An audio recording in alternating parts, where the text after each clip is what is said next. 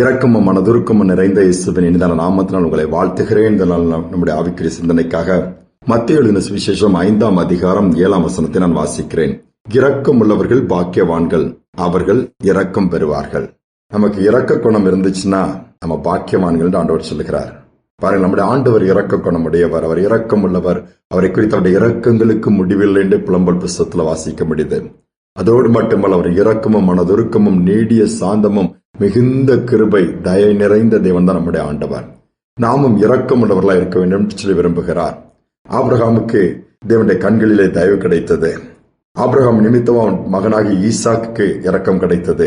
அது நிமித்தமா ஆபிரகாம் யாக்கோபுக்கு கிடைத்தது. வரிசையாக பாத்தீங்கன்னா ஆபிரகாமின் சந்ததிக்கே இரக்கம் கிடைக்கிறது. பாருங்கள், அவ்வளவு தலைமுறையா இரக்கத்தை அப்படியே டிரான்ஸ்பர் ஆகி வருகிறதை நாம் பார்க்க முடிகிறது. அதுதான் ஆண்டவர் செய்கிற காரியம். இரக்கம் இருந்தால் அந்த சந்ததிக்கு இரக்கம் பெறும். ஒரு தகப்பனும் தாயும் இரக்கம் உள்ளவர்களா இருந்தாங்கன்னா அவங்க பிள்ளைகளுக்கு இரக்கம் கிடைக்கும். தாத்தா பாட்டியிலிருந்து அவங்க பேர பிள்ளைகளுக்கும் இரக்கம் கிடைக்கும். அவங்க நாம் இரக்கம் உள்ளவர்களா இருக்க வேண்டும் என்று ஆண்டவர் விரும்புகிறார். ஒவ்வொரு காரியங்களும் வேதத்திலே பார்க்க முடியும். 18 வருஷம் கூனியாக இருக்கிற ஒரு ஸ்திரீயை இயேசுவிடம் கொண்டு வருகிறார்கள். நிற்கிறாள் அற்புதத்துக்கு. ஒரு பலவீனப்படுத்துகிற ஆவி அவளை பார்த்திருக்கிறது. ஆண்டவர் எப்படி பார்க்க இவ்வளவு ஆபிரகாமின் குமாரத்தி என்று சொல்லி சுகமாக்குகிறார். சகை வீட்டுக்கு இயேசு போகிறார். வேதம் சொல்லுகிறது, லூக்காவின் சுவிசேஷம் 19ஆம் அதிகாரத்துல ஆயக்காரனுக்கு தலைவன் வரிவசூலிக்கிறவன் எல்லா ஜனங்களும் வெறுத்தார்கள். ஆனால் ஆண்டவர் பார்க்கும் பொழுது, நீங்களாம் பாவி என்று சொல்லுகிறேன், நான் இவனை ஆபிரகாமின் குமாரனாய் பார்க்கிறேன். அது நிமித்தமாய் இறங்குகிறார். ஆபிரகாமை நினைவு கூறும் பொழுது அங்கு அவனுடைய சந்ததி என்று சொல்லி இரக்கம் பாராட்டுகிறார். அன்று ஆபிரகாம் இரக்கம் செய்தார். ஆபிரகாமுக்கு கர்த்தருடைய கண்களில் இரக்கம் கிடைச்சது. இரக்கமுள்ளவராய் மாறினார். இரக்கத்தை அந்த சந்ததி பெற்றுக் கொண்டே இருக்கிறது. அயல்நாடு ஒன்று நடந்த ஒரு சம்பவத்தை நான் சொல்ல விரும்புகிறேன். ஒரு நாள் படிக்கிற ஒரு பையன் கஷ்டப்பட்ட சூழ்நிலையில படிக்கிறான். அவனுடைய மற்ற நேரம்லாம் கொஞ்சம் நியூஸ் பேப்பர் வீடு வீடாய் போடுகிற அந்த நாட்கள். அப்பொழுது அவனுக்கு அதுல கிடைக்கிற காசு படிப்புக்கு உதவியா இருந்துச்சு. அந்த சூழ்நிலையில அவன் என்ன பண்ணா, போட்டுட்டு இருக்கும்போது கொஞ்சம் டயர்ட் ஆயிட்டான். ரொம்ப வீக்கா ஃபீல் பண்ணனால கொஞ்சம் தண்ணி தாகம் எடுத்தனால ஒரு வீட்டுல கதவை தட்டி அங்க ஒரு அம்மா இருந்தாங்க.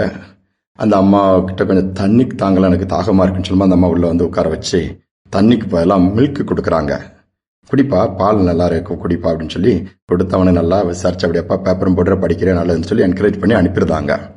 அவன் எதிர்பார்த்தத விட தண்ணி தானே கேட்டோம், பால் கொடுத்து நமக்கு இந்த அளவு உபசரிச்சு சந்தோஷமா இது பண்ணியிருக்காங்கள்ட்ட அவன் இன்னும் நல்ல தெம்போட சந்தோஷமா மீதி பேப்பர் போட்டு கண்டினியூவா படிப்பு மற்ற காரியம் போயிட்டு வருடங்கள் கடந்துருச்சுது. படித்தான், ஒரு பெரிய டாக்டர் ஆயிட்டான். பெரிய ஹாஸ்பிட்டல்ல ஒரு நம்பர் 1 டாக்டரா இருக்கிறான். அப்படிலாம் போயிட்டு இருக்கும்போது வருடங்கள் கழிக்கும்போது ஒரு நாள் அவனுடைய ஹாஸ்பிட்டல்ல ஒரு ஆபரேஷன் தியேட்டருக்குள்ள போறான். ஒரு குறிப்பிட்ட பேஷண்ட்டுக்கு ஆபரேஷன் பண்ணணும். பார்த்தா அந்த முகத்தை எங்கேயோ பார்த்த மாதிரி இருக்குதுன்னு சொல்லி அவன் யோசித்து பார்க்கறான். கண்டுபிடிச்சிட்டான் பரவ கரெக்டா. நம்ம சின்ன வயசா இருக்கும்போது பேப்பர் போடும்போது ஒரு வீட்டுல போய் தண்ணி கேட்டோம், அவங்க அதுக்கு பதிலாக பால் கொடுத்தாங்களே, அந்த அம்மா தான் இது அப்படின்னு சொல்லிட்டு நேரா ட்ரீட்மெண்ட் ஃபுல்லா நல்லா எல்லாம் பார்த்துட்டு அங்க ஹாஸ்பிட்டல்ல அவன் நம்பர் 1 டாக்டர்னால நீங்க அதிகமாக இதுவே சார்ஜ் பண்ண எல்லாமே நான் பே பண்ணிடுவேன்னு சொன்னால எல்லாம் நல்லபடியா முடிஞ்சிருச்சு.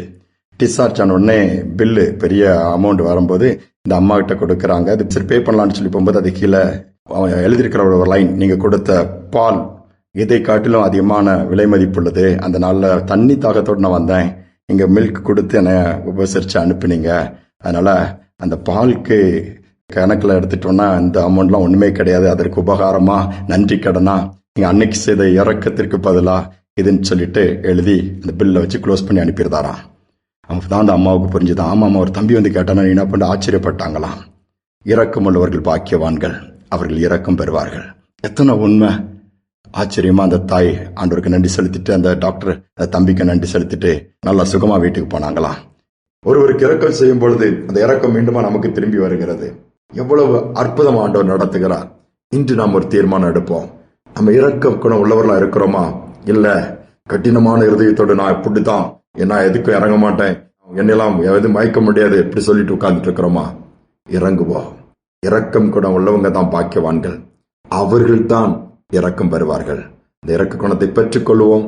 இரக்க குணம் உள்ளவர்களா இருப்போம். நம்முடைய சந்ததிக்கு கர்த்தர் இரக்கம் கிடைக்க முடியாது செய்வார். ஜெபிப்போம். அன்பின் தகப்பனே, இந்த நல்ல நாளுக்காக தருணத்திற்காக நன்றி செலுத்துகிறோம். பூமியில் இந்த நாட்கள்ல நீர் பேசின வார்த்தை, இரக்கம் உள்ளவர்கள் பாக்கியவான்கள், அவர்கள் இரக்கம் பெறுவார்கள்.